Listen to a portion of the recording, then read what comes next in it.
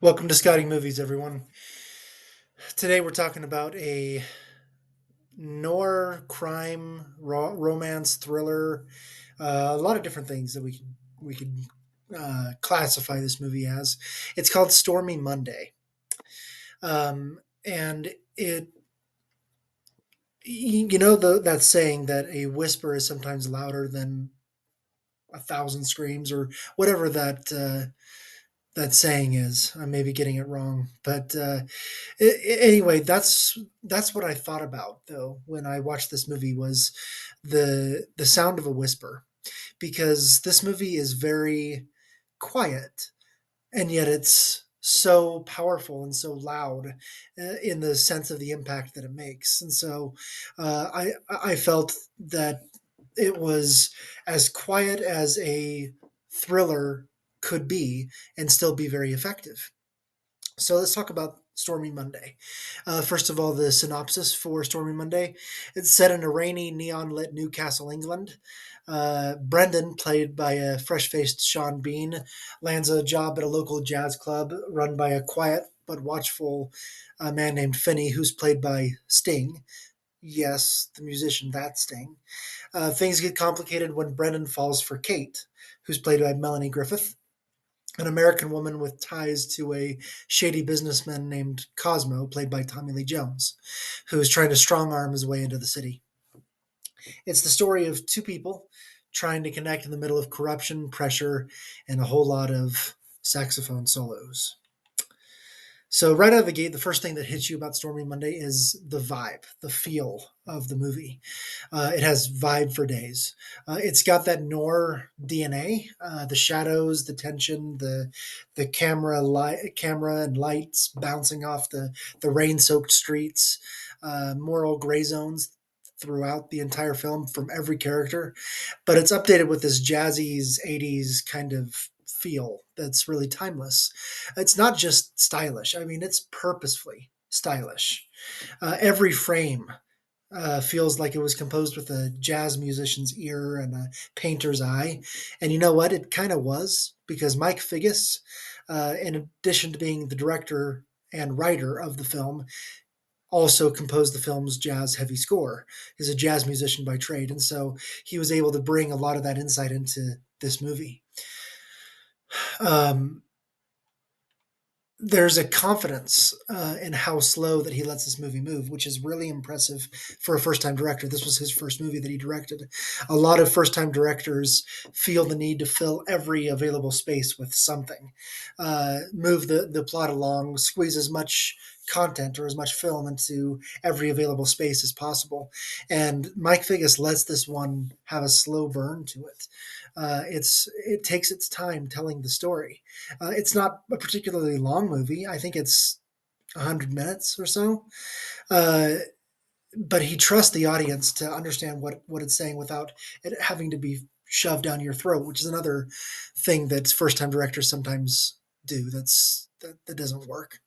So if you take the time to live through its and to really seep into the bones of this movie with the time that it's taking to tell the story, it really rewards you.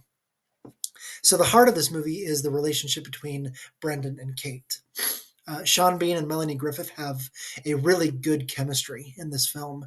It's a natural chemistry that's not forced at all. They don't have these big sweeping declarations of love. It's these little moments that they have in the movie while they're talking at a bar at night, kind of their first or second encounter.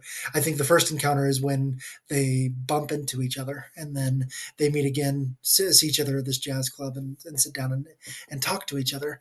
And it's in those quiet moments, and later during the movie.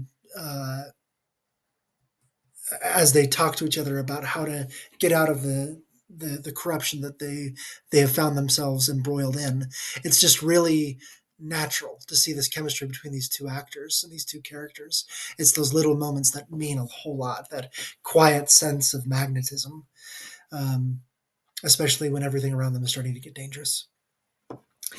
Melanie Griffith is layered. She's not just the cliche woman in trouble who's caught between two um, two people, one dangerous and all of those sorts of things. She's stuck in a bad situation for sure, but she's also trying to claw her way out. She has a certain sense of aggression and a certain belief in herself, confidence, that quiet desperation under her calm exterior. She gives a vulnerability that never feels weak. It's just real. It's a real type of vulnerability. Sean Bean, throughout most of his career, he's played villains. Yeah, it's just something that he does really, really well. He also proves in this movie that he can play the good guy. He's probably the only truly good person out of these four main characters. But he plays it so low key, and he's faced with situations which make him step into those moral gray areas, and that's really fascinating to see a truly good person that wants to do good things have to make some choices that would, in a vacuum, be a bad move, a bad guy kind of decision. But it's the movie is all about those gray areas, and this movie, and John Bean in particular, conquers that. He's the one bit of sincerity in a world full of conmen and schemers and villains. There's Sting, who's obviously a musician by trade first before an actor, but he's really powerful. He's really good in this movie. He plays the jazz club owner Finney.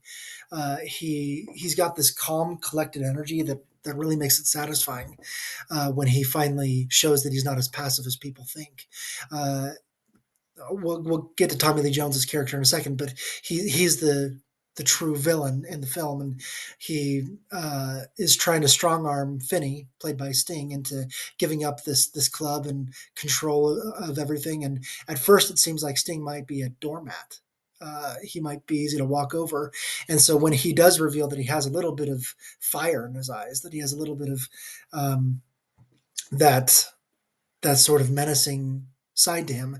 In this case, it's pretty satisfying versus disturbing because you're rooting for him because it's the other guy that's trying to do the bad things.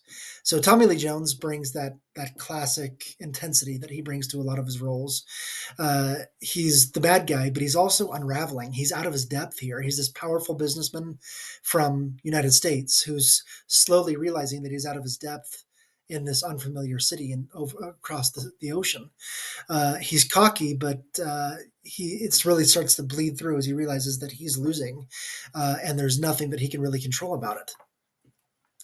Um, the MVP of the movie, though, is its mood throughout the movie. Uh, the movie is gorgeous. The way that it's shot, the way that you see the sunset cast its colors across the rain-soaked streets of Newcastle.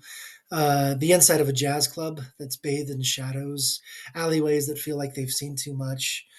This is really visual storytelling at its finest. Um, and most of the movie takes place at night, or dusk, or early morning, midnight hours, and so you really have to play with shadows and play with the street lights and all of that, and it's beautiful. The movie cinematography is excellent. Um, Mike Figgis, once again going back to him, who's the best talent I think in this movie because he understands once again as a first time director that you don't need these loud explosions or chases or gunfights to be a good thriller. What you need is it to feel dangerous, not necessarily to look dangerous. Here it does both, but it's in that feel that makes it really really work. Um, so if you're coming in expecting a fast paced thriller, you know you're going to be disappointed a little bit because that's not what this movie does. It's all about character. It's about these four characters, how they interact with each other, how they interact with their moral gray areas as they are either on one side of corruption or another or stuck in the middle. It's a character study, and those are some of my favorite type of films. And so, if you're into watching how characters interact with others or the things that happen around them, this is a great movie for you to watch. And it's a vibe that you don't want to leave. It's that good.